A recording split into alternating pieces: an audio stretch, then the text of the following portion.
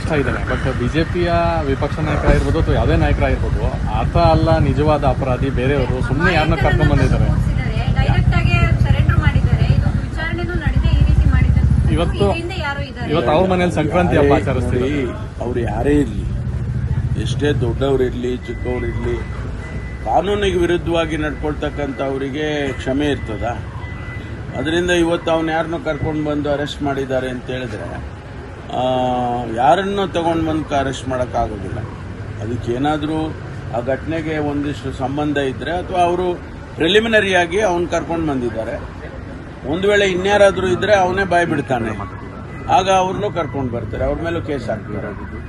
ಅದು ಪ್ರಿಲಿಮಿನರಿಯಾಗಿ ಆಗ್ತಕ್ಕಂಥ. ಈಗ ನಿನ್ನೆ ಬೆಂಗಳೂರಿನಲ್ಲಿ ಆಗಿದ್ದ ಘಟನೆ ಕೂಡ ಅದೇ ರೀತಿಯಲ್ಲಿ ಒಬ್ಬನೇ ವ್ಯಕ್ತಿ, ಅವನು ಬಿಹಾರದಿಂದ ಬಂದಿದ್ದಾನೆ, ಬಂದು ಇಲ್ಲಿ ಅವನಿಗೆ ಮಾನಸಿಕವಾಗಿ ಅವನಿಗೆ ಏನೇನೋ ಹಾಕ್ಕೊಂಡಿದೆ. ಅದು ಕುಡಿದುಬಿಟ್ಟು ಆ ಕುಡಿದ ಇದರಲ್ಲಿ ಅವನು ಹೋಗಿ ಹಸುಗಳ ಕೆಚ್ಚಲನ್ನು ಕತ್ತರಿಸಿದ್ದಾನೆ, ಕುಯ್ದಿದ್ದಾನೆ.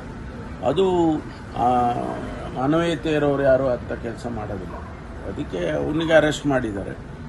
ಈಗ ಅವನಿಂದನೂ ಯಾರೋ ಇದ್ದಾರೆ ಅಂದಾಗ ಅದನ್ನ ಅವನಿಗೆ ಬಾಯ್ ಬಿಡ್ಬೇಕಲ್ಲ, ಅವ್ನು ಬಾಯ್ ಬಿಡ್ತಾನೆ. ಇದ್ರೆ ಯಾರಾದರೂ ಹೇಳ್ಕೊಟ್ಟು ಮಾಡಿಸಿದ್ರೆ ಅವ್ನು ಬಾಯ್ ಬಿಡ್ತಾನೆ.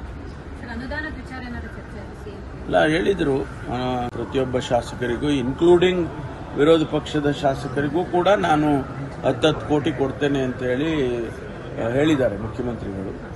ಸಮಗ್ರವಾದ ಅಭಿವೃದ್ಧಿ, ಯಾಕೆಂದ್ರೆ ನಾವು ಬರೀ ಕಾಂಗ್ರೆಸ್ ಶಾಸಕರಿಗೆ ಕೊಟ್ರೆ ಬೇರೆ ಶಾಸಕರಿಗೆ ಕೊಡದೆ ಹೋದ್ರೆ ಅಲ್ಲಿ ಆ ಅಭಿವೃದ್ಧಿ ಆ ಕ್ಷೇತ್ರದಲ್ಲಿ ಆಗೋದಿಲ್ಲ. ಅದಕ್ಕಾಗಿ ಸಮಗ್ರವಾಗಿ ಅಭಿವೃದ್ಧಿ ಆಗಬೇಕು ಅಂತೇಳಿ ಎಲ್ಲರಿಗೂ ಕೊಡ್ತೀವಿ ಅಂತ ಹೇಳಿದ್ದಾರೆ. ಸರ್, ತಮ್ಮ ಸಮುದಾಯದ ಸಚಿವರು ಶಾಸಕರು ಇದಕ್ಕೆ ಔತಣಕೂಟಕ್ಕೆ ಏನಾದರೂ ಸುರ್ಜೇವಾಲ ಇನ್ವೈಟ್ ಮಾಡಿರಾ ಸರ್? ಇಲ್ಲ, ನಾನು ಮಾತಾಡೋಕ್ಕಾಗಿಲ್ಲ, ಇನ್ನು ಮಾತಾಡ್ತೀನಿ.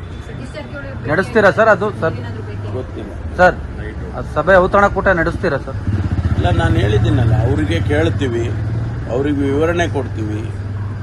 ನಮ್ಮ ಹೈಕಮಾಂಡ್ ಅಲ್ವಾ, ಅವರು ಹೈಕಮಾಂಡಿನ ಪ್ರತಿನಿಧಿ, ಅವರಿಗೆ ವಿವರಣೆ ಕೊಡ್ತೀವಿ. ನಾವು ಯಾಕೆ ಸಭೆಯನ್ನು ಮಾಡಬೇಕು ಅಂತ ಹೇಳಿ ಅಂದ್ಕೊಂಡಿದ್ದೋ, ಅವ್ರು ಬೇಡಪ್ಪ ನೀವು ಮಾಡಬೇಡಿ ಅಂದರೆ ನಿಲ್ಲಿಸ್ತೀವಿ.